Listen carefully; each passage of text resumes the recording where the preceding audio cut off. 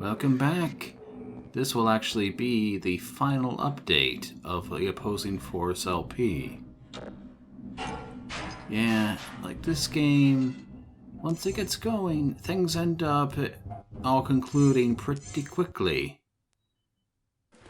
First off, hi fella. Enjoying looking up from up there?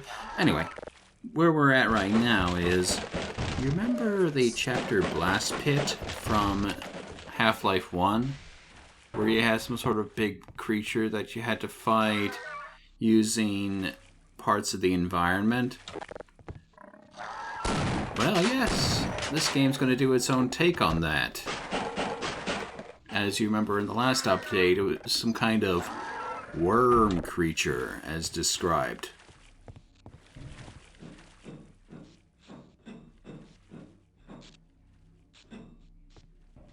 Huh.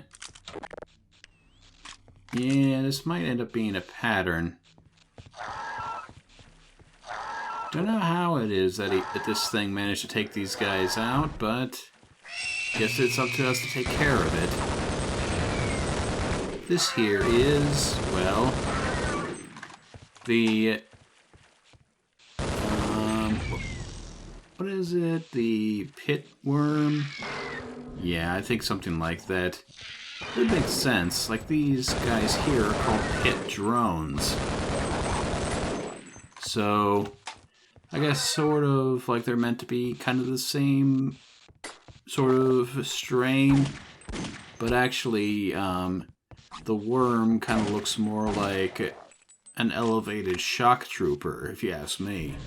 Same kind of like mono-eye dealy.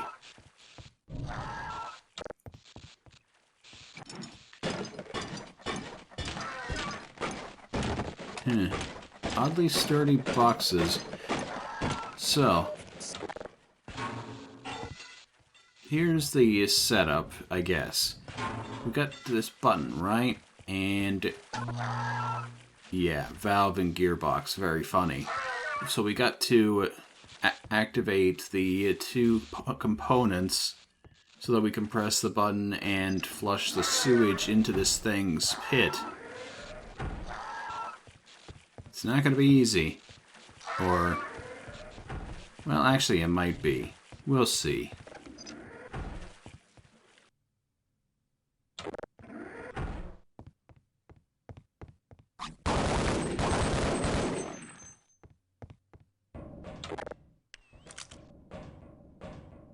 Gonna have to be careful with this one. You can never trust ladders, like I said. It's why the Half-Life 2 games, like on the Source engine, you actually just press the E button in order to attach yourself to a ladder. That ends up making things a lot easier. A lot less risk of accidentally throwing yourself off, because effectively, when you press the E button, you become tethered to the ladder. You have no choice but to go up or down, and you only kick off once you actually press the jump button. Yeah, a lot less room for error that way. Alrighty. Yeah, I'm not gonna fall for this. I know a knot rope when I see one.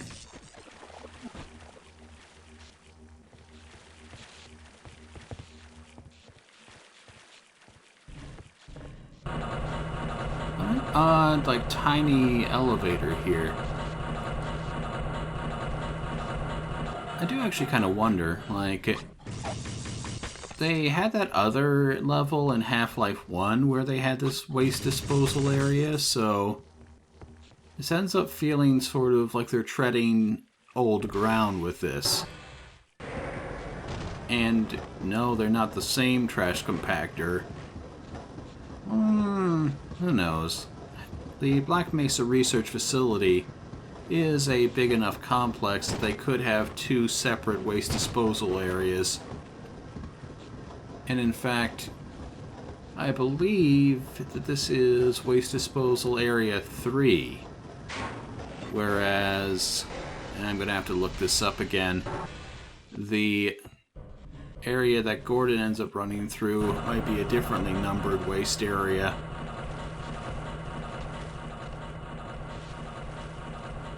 Once again, though, non-canon, so consistency between lore is not necessary. Oh. Oh yeah. By landing in waist-deep water, somehow that broke our entire fall. That's how that works, right?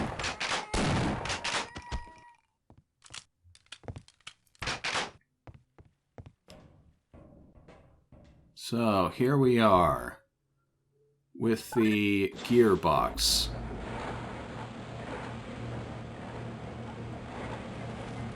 Yeah, you kind of had to expect that at some point there'd be a rising water section.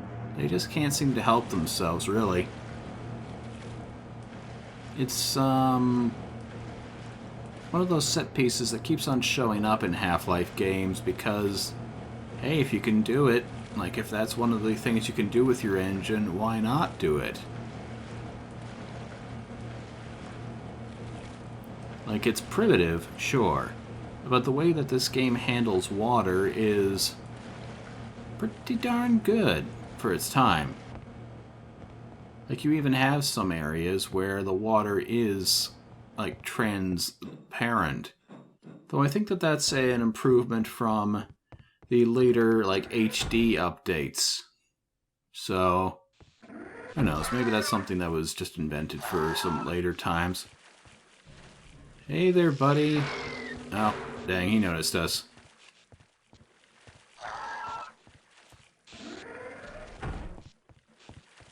Not that he can really do anything, or... Oh, no, he totally can do something.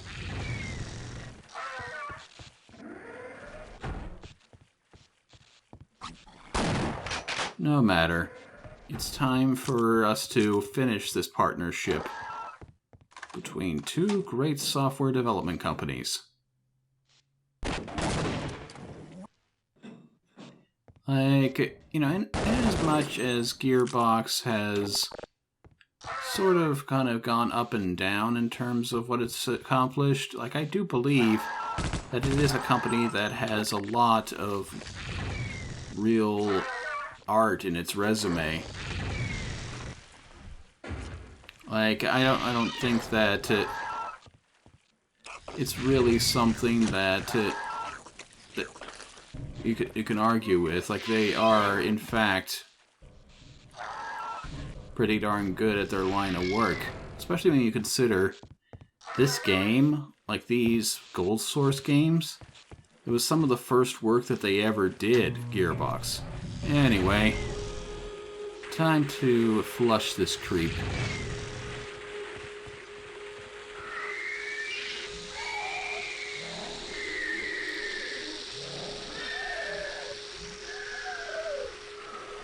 Oh, chunky. It's not quite launching a rocket engine in order to incinerate it, but, you know, it's still... I wouldn't want to go through that myself. I can't say that an acid bath is really great for the skin.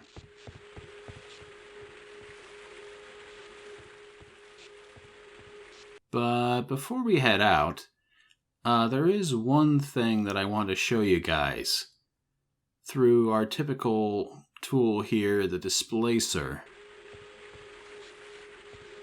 You see, there's an Easter egg, you might say, if we happen to warp out in this particular area, involving a scientist in a very special red HEV suit. This is Gina Cross, who you might know as the narrator and guide for the training course. She actually becomes important in a later Gearbox title, which we'll get to eventually, but not right at the moment.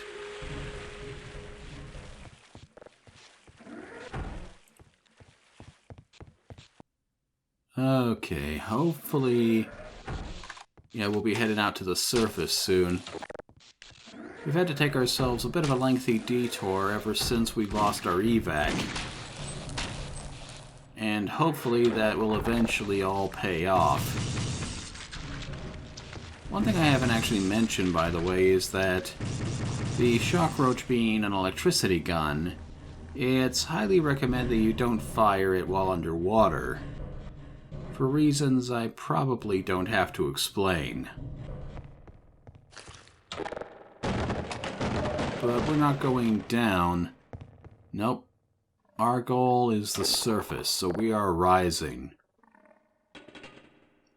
Right after that. And hey, while we're in the process, we can gather ourselves some more ammo for our spore launcher. These pods will actually be somewhat scarce over the rest of this mission, so it's not a bad idea to stock up right now. Or at least, you know, get a decent amount. Like, I'm not going to be, like, topping off because, well, that would take a little bit of a while. Oh. Wow, look who it is. Yep. The remainder of this stretch of the game is going to involve the Black Ops again. Like, you know, like that bit, you know, in the original Half-Life, where, like, you had that extended, like, series of war scenes between the Heku and the Zen aliens fighting one another, and Gordon's kind of stuck in the middle, trying to get to the Lambda Labs across a wide stretch of terrain. Well, this is that. Pretty much exactly that. In many ways, the opposing force campaign follows in pretty much the same beats as the Half-Life 1 campaign. Which is not a bad thing. It's a good escalation. Although, honestly, I said it before, and I'll say it again. The Black Ops enemies are not exactly what you call fun to fight. I don't know if I mentioned this before, but their models do not actually have an area for doing headshots. Like, you can't take them out using precision combat. Like, you have to basically just... Hey man, good to see you. Wow, I can't believe you made it past those masked freaks. Those snipers have pinned us down here pretty good. We tried making a break for it, but they know we're here. They're just waiting for their shots, and those bastards are patient. Yeah, you basically just have to wear them down through overwhelming firepower, which, admittedly, this game provides in spades. Sure, we can do more damage that way. Right away, sir. This next bit is very reminiscent of the explosive alley that you had to go through in Half-Life 1. You know, typical same deal. Any of these bombs go off, the whole thing goes off, and it's an automatic game over. And in addition, we have to face snipers, or rather, one sniper.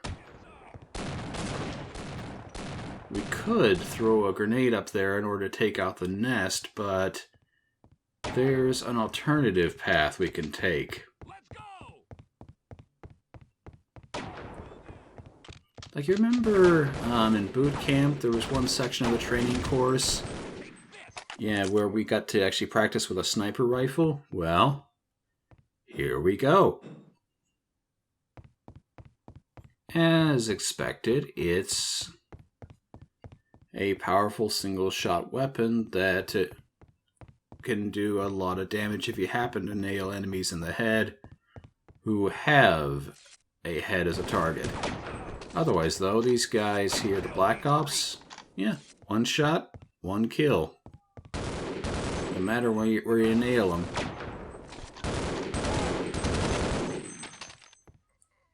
Oh man, one dude down already.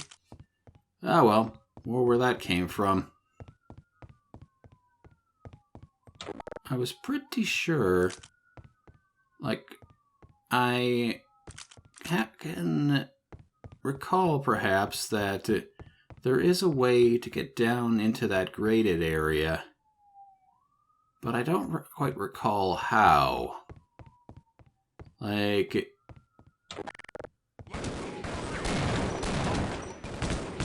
I guess I'll pick that up as soon as we're done with these guys, but yeah, there's a graded area back there where there's what appears to be a skeleton in a pit. And I thought, like, I was pretty certain that there was some way you could get down there, but I didn't end up remembering how, so yeah, I guess it's going to have to remain a mystery. Doesn't prevent me from, like, trying to whack at it anyhow. Like, you see there's a ladder there? Like, it feels like there's got to be some way to do it. I don't know. Maybe myself that does the post commentary will look up the solution and just post it here.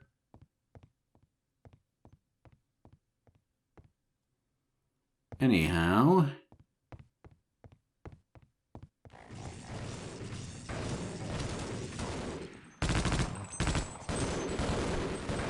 yeah, I don't know if I went too far into detail about this particular weapon here.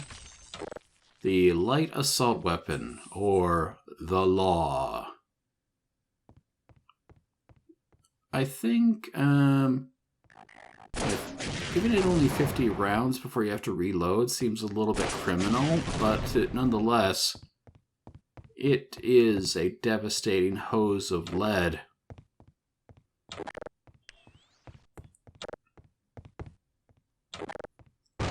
Assuming, of course, that you can aim properly with it. The other thing is that it's got a bit of a kick like a mule if you try to, like, run and gun.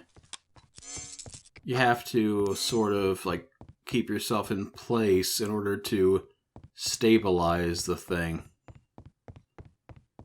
Which is fair. You're firing a friggin' machine gun.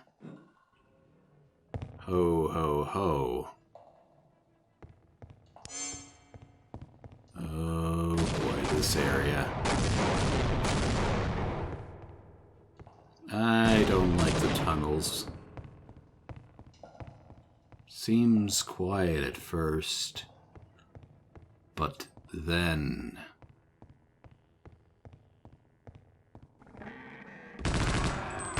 Ah yes, these tunnels are crawling with Voltigores. And even with your night vision, you can only see so far out in front of yourself, so this whole thing ends up being basically a series of ambushes in the dark.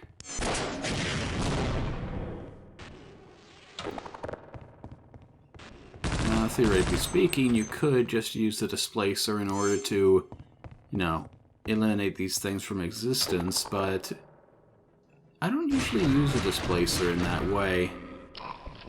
I don't know. Like, I feel like the ammo runs you can do with the alt-fire teleportation ends up being more useful than using the ammunition to just remove one troublesome enemy from existence.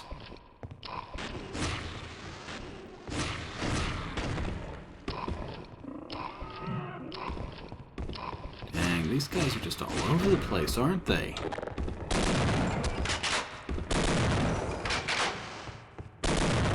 Fortunately, the tunnels are wide enough that you can actually sort of stray from side to side and avoid their shots. Which is important because, well, those things, like, if you actually get hit by it, it kicks a lot. Like, to the point where, like, if you do take a direct hit from these things, it's possible that you could end up just dying instantly. Anyhow, I got me a bit of a plan with this one. Check this out. Yeah. I don't end up using explosives nearly as much as I ought to most of the time, so I'm trying with this playthrough to sort of, you know, use my entire arsenal instead of just leaving the explosives unused.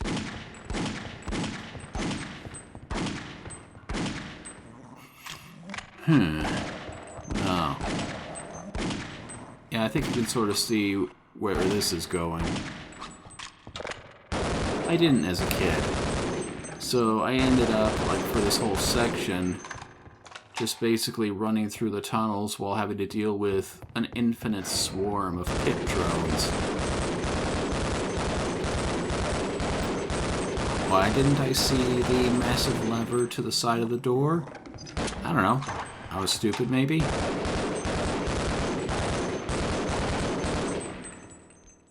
Well, it doesn't matter. For this playthrough, we're doing it the right way. Well, I say that, but we're about to do another Displacer run, and this one turns out to be completely pointless. And I say that because, well, yeah, we've been here already. Theoretically speaking, though, like, this is a healing pool.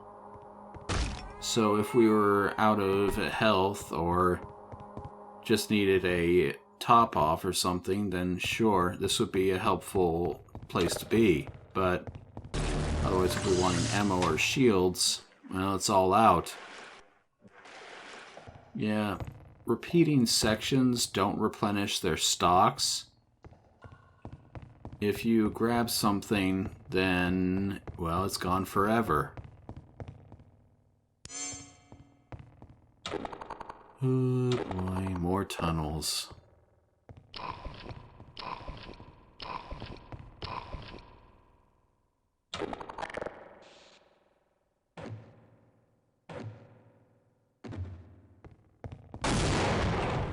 Overkill or just about as enough kill? I'll leave that one to the philosophers.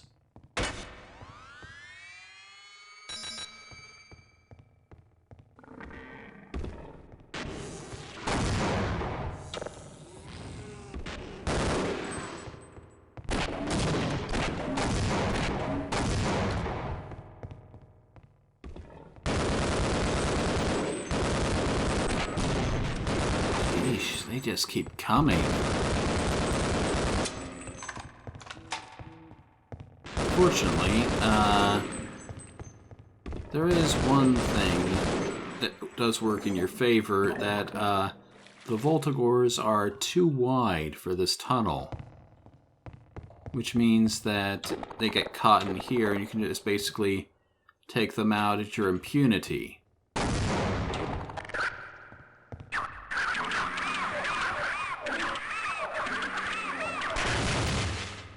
And I thought I wouldn't use these snarks for anything. Yeah, as it turns out, they do have their uses.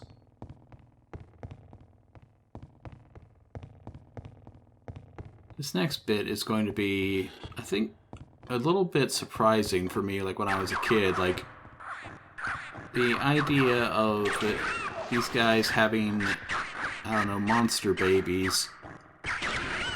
For some reason I found that disquieting. Like, I gotten used to the idea of Voltigores of a set size. So the idea of Voltigore babies was like, yeah, I don't know. Though it is kind of adorable, like, if you watch, like, they try to spit at you, but their electric ball doesn't even extend past their nose. I find that kind of neat.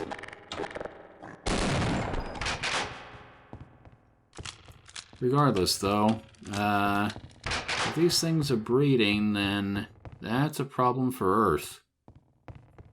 Or one of many problems Earth's got to be facing with this alien invasion. I was told to guard this area. Oh, you hear that? The current situation is looking pretty grim. Yeah, that sounds like friends. It's Shephard! Hey, stand back and I'll cut it! We're gonna need your help!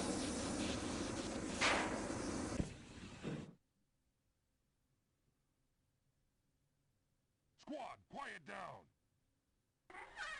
Sir, it's good to see you, sir. It's a real mess out there. I mean, these things are coming out of the damn walls. Ain't no way around them either. They just keep coming. I heard about some kind of big standoff at the dam up ahead. I say we make our break for it now. It ain't gonna get any better, that's for sure. And I bet they could use our help. Keeping you in one piece is proving to be quite a challenge. Sir, it's good to see another man in uniform. Alrighty, so we got ourselves a full squad for like the first time in, well, just about ever, really. The engineer, as far as I know, is not actually necessary for any sections. Like, if he dies, you don't get game overed for it, so what that suggests is that if he does have a use, it's entirely optional. I didn't see any place where his particular skill set would be necessary. Still, though, I like having the engineers around because they have Magnum pistols, well, Desert Eagles, I should say. And they are actually pretty darn accurate with them. Just don't ever get between them and the thing they're shooting at, because their Desert Eagles can sting. Okay, I'll secure this area. Medics have a limited amount of healing that they can provide, but it's actually a pretty substantial stock. Basically, they have enough medicine in order to heal you back from the brink. Like, I think like 1.5 times thereabouts.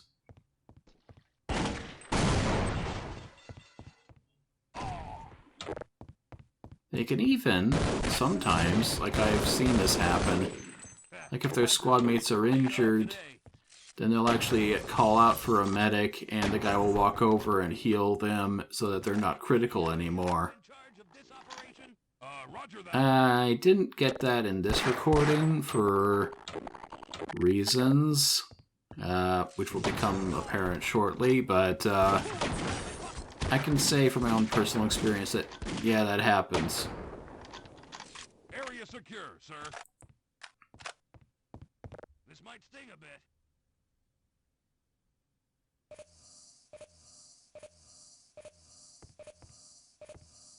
I kind of wonder if the medics are just sort of reprogrammed from how scientists worked when, like in Half-Life 1, if you were at a certain amount of health, then you could ask a scientist in order to like get you with a syringe, which would heal a certain amount of health. So, yeah, I have to wonder there then if the medic is basically just a modification of that.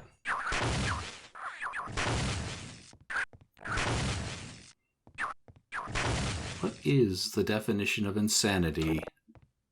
Anyway, that's all our snarks, so I can't say that they necessarily were used for the most efficient purpose. But, oh well.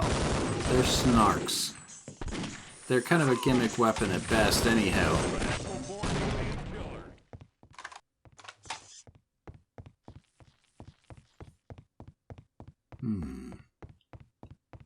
Got real quiet all of a sudden.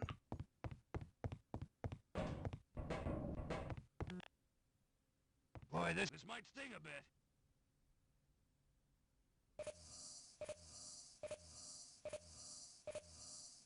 Yeah, you see there, we're basically out of healing stock with the medic. So now all he is a guy with a regular handgun. Which is, well, better than nothing, surely, but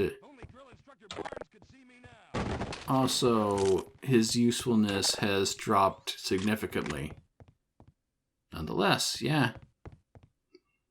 He is basically the only reason why we're standing right now, so I can't fault him too much. Which is why this next part is going to be a little unfortunate.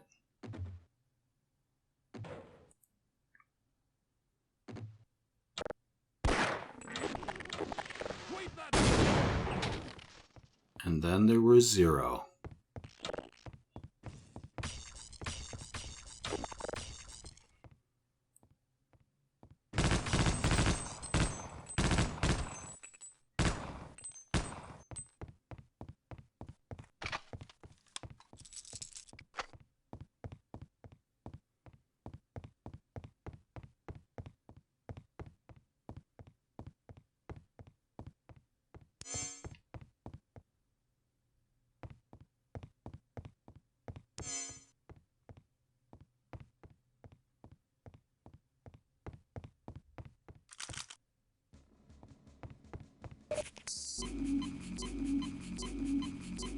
This next part might seem a little bit familiar. Like, you remember in Half-Life 1 that Gordon had to actually, like, dive off the side of a dam? Yeah, like, there's even that little side tower that he could go to with our friend standing in watch. I wonder how someone was able to chain up a Gargantua. Nonetheless, though, he is sort of in our way, so...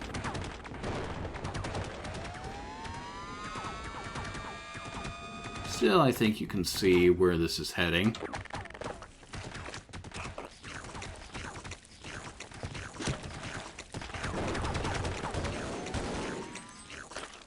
Yeah, that's right.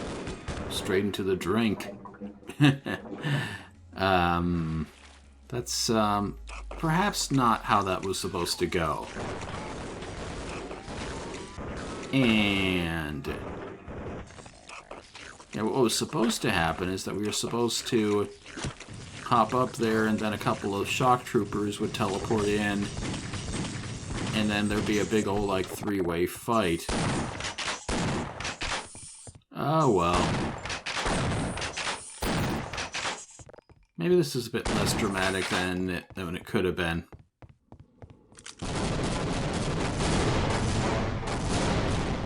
Still, big ol' boom. Can't say no to that.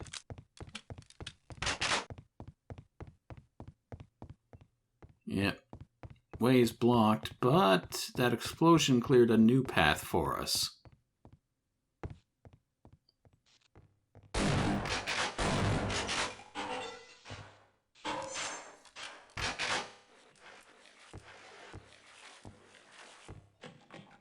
It is sort of interesting how, you know, at this point, Gordon's role in the story is all done and gone.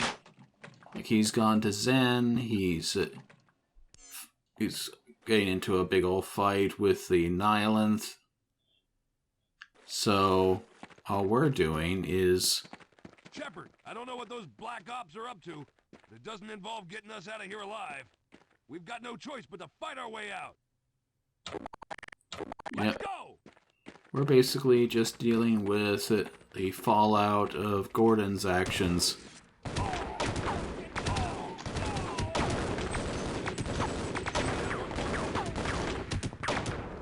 It is sort of interesting how Opposing Force presents Adrian Shephard as this guy who sort of, like, his actions are definitely a result of what Gordon Freeman himself did, but also he and Gordon Freeman have no idea who each other are.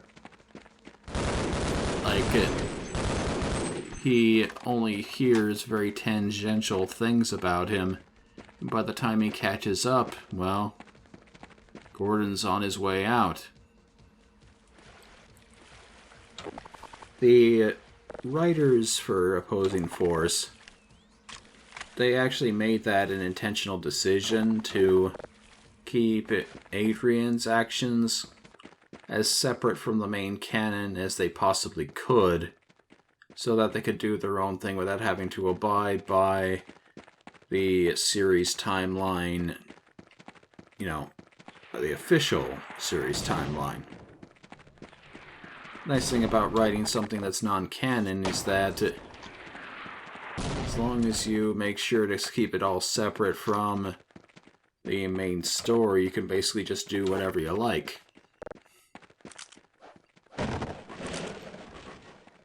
Rockets. Rockets I like. And you know what else I like? Ammunition. And health.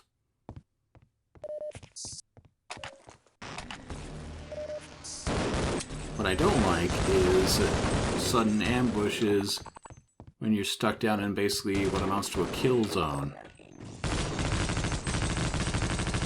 Yeah, this whole sequence here effectively undoes what I dropped into the pit to take care of in the first place. And here's the kicker. If you don't hop down into there, then the script thingy doesn't even occur. So, unless you're really good at fighting shock troopers, you're better off not even acknowledging that that exists.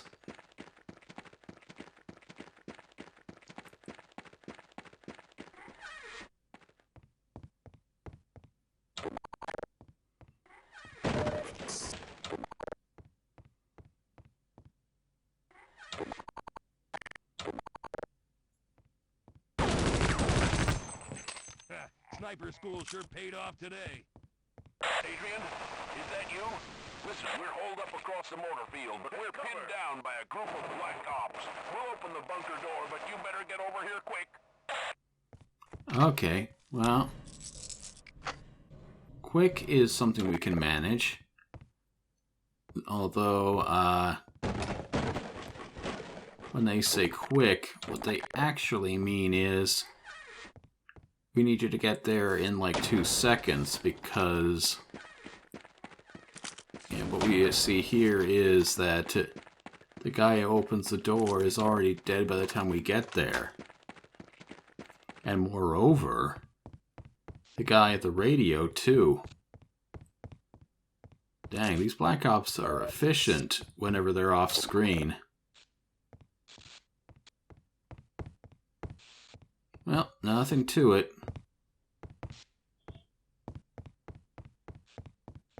If they wanted to follow us, they should have learned how to jump. Kind of ditching soldiers, it seems to be practically a hobby of ours.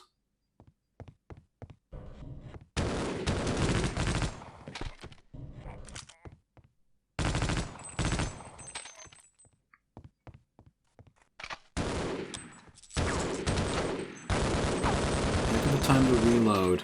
Oh well.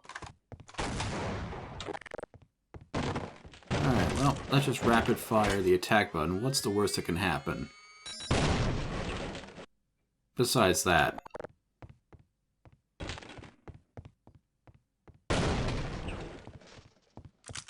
Yeah, whenever you pick up a new weapon, or in the case of explosive weapons, if you run out of ammunition and you pick up another one, then it automatically swaps over to it again, which can have some problems every... Whoa. Echoey.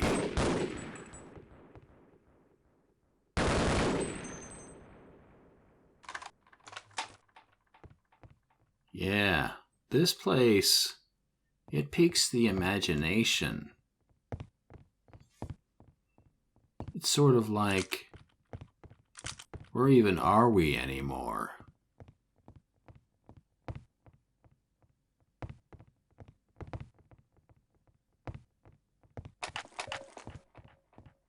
Well, I guess it's not worth thinking about too much. Because ultimately all these little Zen things, yeah, they are basically just there in order to help us restock. But even so, yeah. Gearbox, they had some creative ideas. And then they had some derivative ideas. Yeah, using a piece of military equipment in order to break open a barricade. Yeah, that seems like it's a bit familiar, wouldn't you say?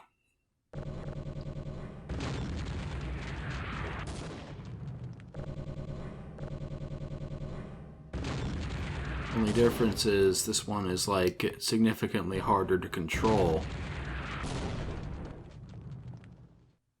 Still, you know, eventually it gets the job done. Eventually.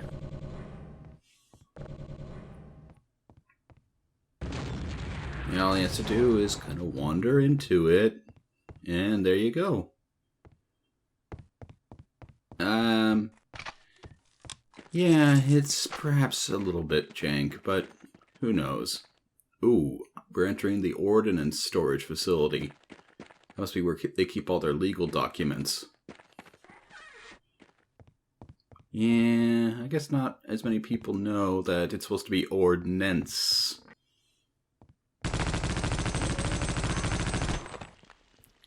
Anyhow, for this next section, you're going to be seeing another old chestnut.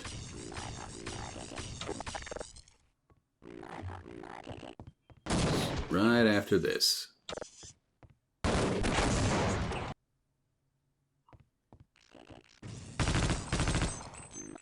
Yeah,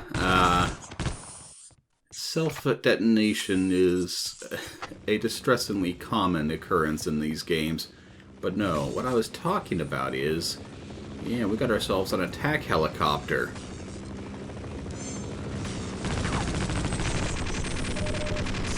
And, yeah, it's, we should probably keep a wide berth from it because it's, somewhat lethal, let's say. I'm guessing, like, if you don't have any rockets, you'd have to go through a complicated sort of evasion sequence where you're ducking in and out of cover. Fortunately, we do have rockets. And we're dead. Let's try this again. There, see? Lots better. Yeah, I can sort of see how this whole thing would play out. Like, got all these different pieces of cover you could duck in and out between. So, it may not be immediately obvious, but our next goal is that sparking wire up there.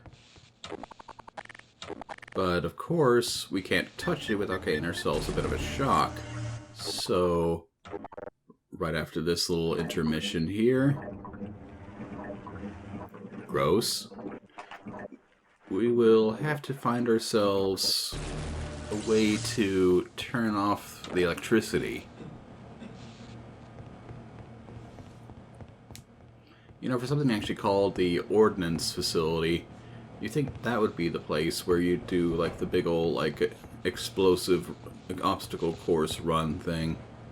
That seems like it would make sense.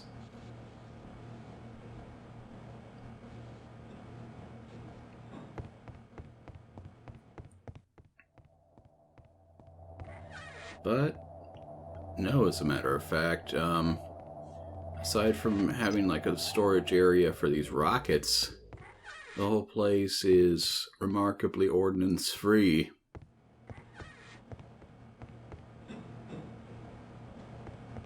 And here we are with a reminder that we are playing a game made in the 90s. Yeah, like, if this was a 2000s game, they couldn't resist having some kind of like a tightrope balancing mini-game.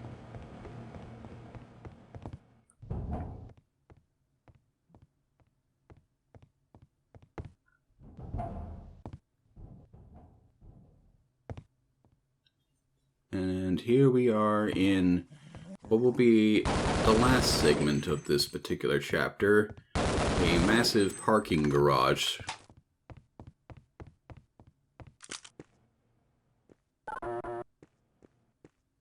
not exactly the most inspired of locales, but at the very least, like, parking garage set pieces are pretty good for if you want to do a sort of semi-vertical gameplay with twists and turns. Like, one thing that you know about parking garages is that they are somewhat labyrinthine and maze-like, just by nature.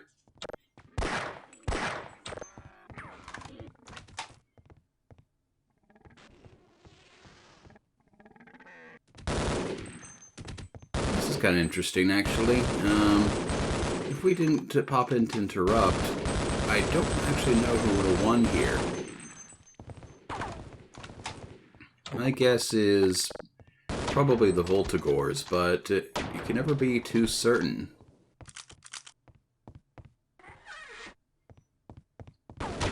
Were these guys just waiting up here, like up above this parking garage, just so they could do that cool rappelling trick? That's very cool. That's very nice.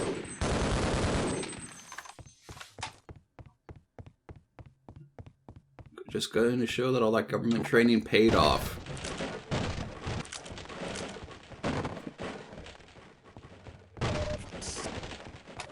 Now then.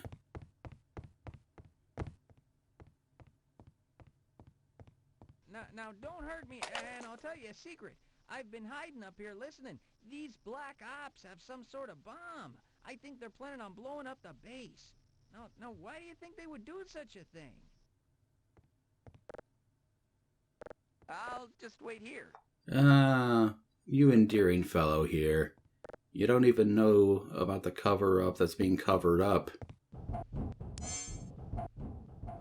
But yeah, the apparent end game of the Black Ops is just wipe the base off the map entirely.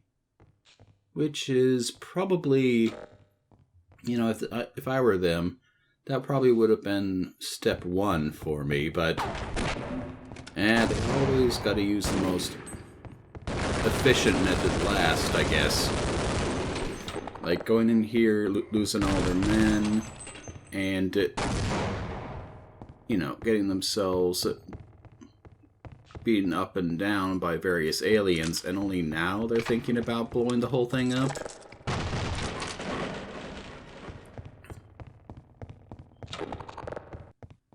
Are you crazy? I'm not opening this door until someone turns that bomb off. Fair enough. Be careful with that thing. One false move and this whole facility is gone. You got it covered. You just keep your eyes open. There's still some targets running around out there. Not running. Sneaking. Anyhow, let's have a look at this thing. It's like some kind of like Acme mail order bomb. It's kind of funny, actually. I'm not going to linger too much on the instructions, but you should definitely pause and look. It's kind of funny.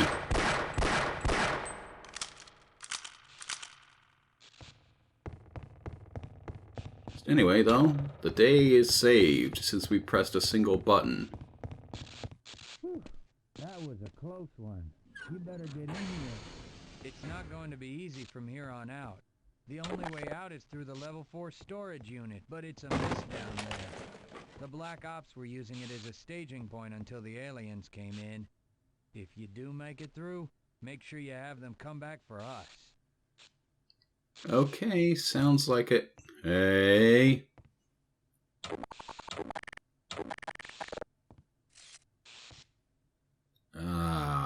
Wasn't enough that you had to lock us out of our helicopter. Now you're gonna be all like, hey, you pressed a button, I can press a button too. And you know what? He did the insidious, the evil thing of locking a gate. There's no way we can get through here with our million of armaments. Well, I guess the facility is thoroughly hosed. Maybe I should just not mention that to anybody.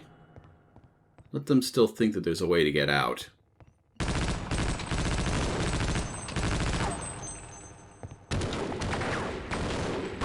mean, if I told these guys here, hey, the bomb's armed, you're all gonna die, maybe I'd get a few of them to be able to just disperse. Maybe, like, make a run for it themselves. I don't know, though. They seem sort of fanatically dedicated to the whole idea of just, like, killing everybody. Like, beyond the typical, like, you know, military henchman thing. Like, these guys seem more like fanatics. I mean, they don't even have any chatter in combat. They're just cold and professional. I guess it's designed to make you feel even less for them as you're knocking them around.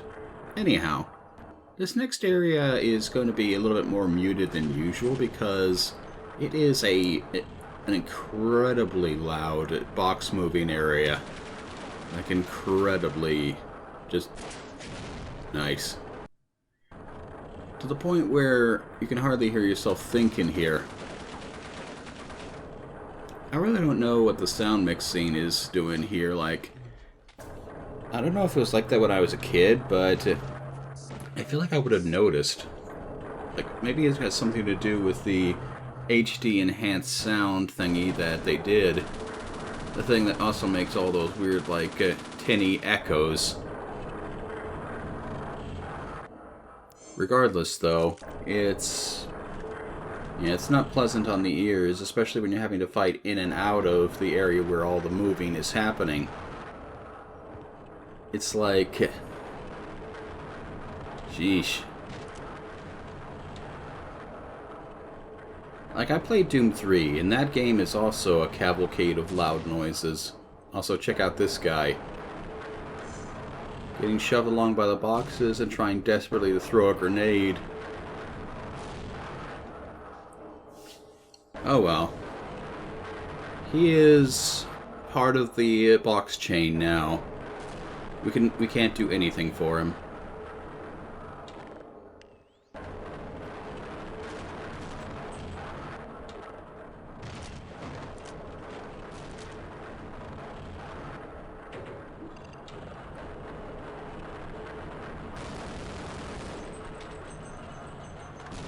Man. Yeah. That is a relief. Like, wow.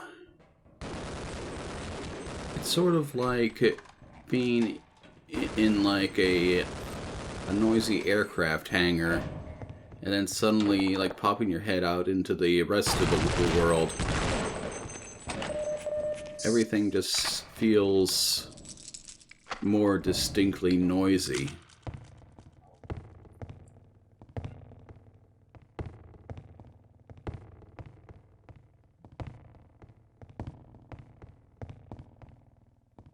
This next segment is, well, it was sort of a fail, but also I ended up saving it anyway because, well, I landed right on top of a Voltigor's head. What you're supposed to do is you're supposed to hop across the swinging boxes and watch the battle unfolding below you.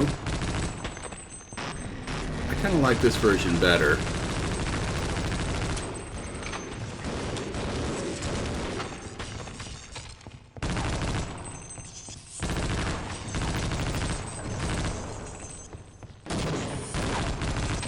Yeah, just running up here all around, the law on my side.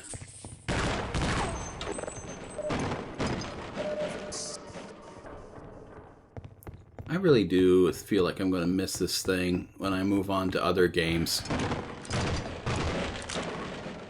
I guess you're a good guy, Corporal. Listen, you've got to get down below. There's something coming through. It's the nastiest looking thing yet.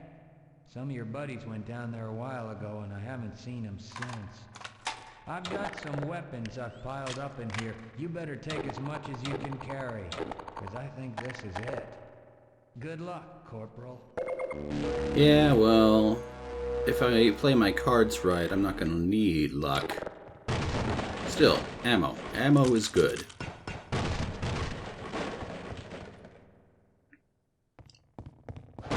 Hey, you know what? Roger that. Let's run Yeah, like it might be hell. nice to have an extra gun on my side. A bit of a jittery gun, of course, but... well, nobody's ever been able to really work with these elevators.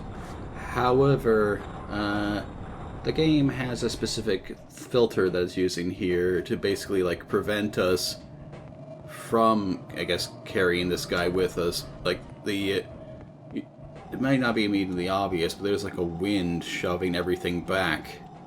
And this guy's pathfinding, well, it's not going to let him come down here with me, so...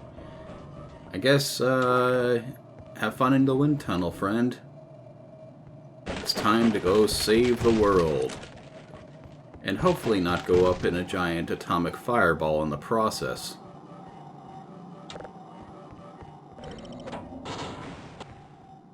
Ah, a rope. Haven't seen one of these in a little while. And a healing pool. And... looks like some kind of a mounted gun. Yep. This is where all these sprites, is what they're called, have been gathering. And there's actually an unused sound file in the game called DS Boss Is It? And this is what it sounds like.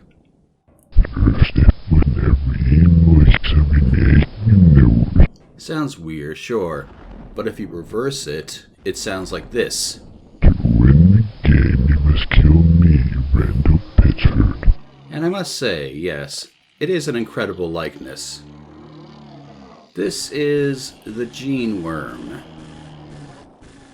And yes, the final boss of the game is, well, honestly kind of appropriate. Like, it looks like a larger version of the beasties we've been fighting so far. Honestly, like, I kind of like this boss fight. Like, it is very scripted and obvious, but that's the thing, is that, you know, Half-Life boss fights have always been sort of like puzzles. Not so much tests of your ability to run and gun, but just, well, except I guess maybe the gun arc. But this guy, like, he fulfills a lot of the usual, like, requirements of a boss fight. Like, you've got an arena that transforms between phases in order to make the whole thing harder. You've got a well-telegraphed puzzle in order to make the boss vulnerable.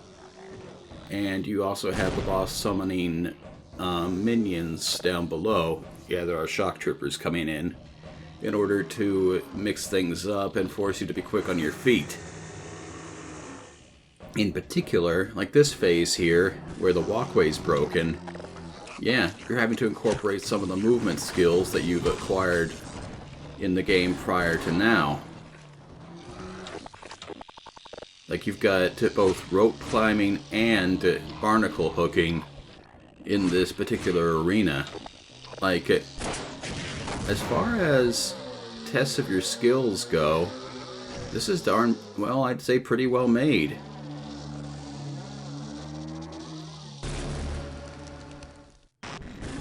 Anyhow, this is actually going to be the last phase already. The real complication comes with that toxic breath that it has, which, if you get caught in it, can chew you up to pieces pretty darn quickly. There's really no shame in, if you have to, taking jaunts out to the healing pool between each phase of the fight.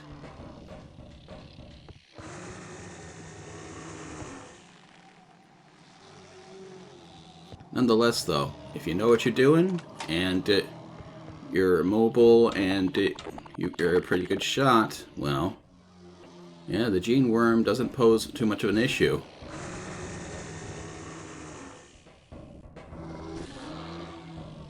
Very well then, it's time to watch the end credits.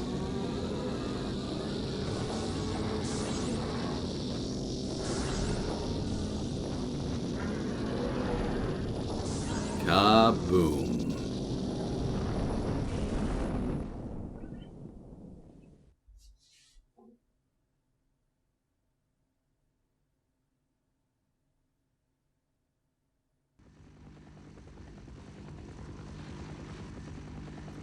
So, Corporal Shephard, we meet at last.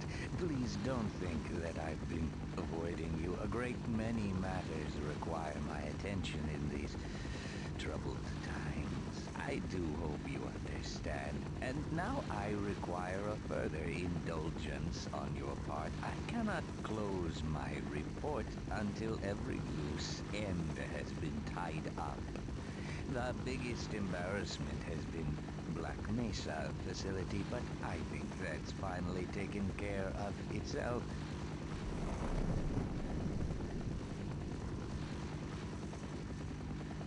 Quite so.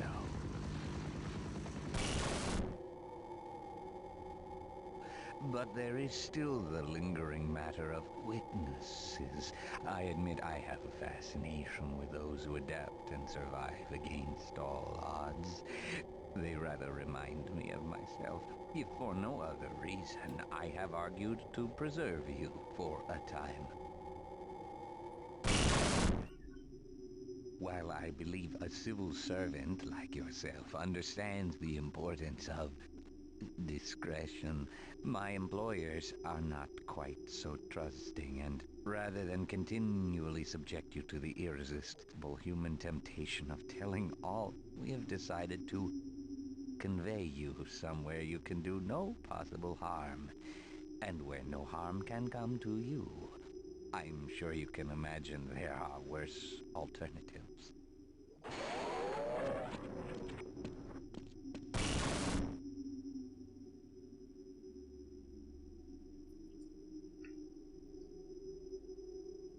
And there Corporal Shephard has remained, until such time as Valve has decided to actually do something with him.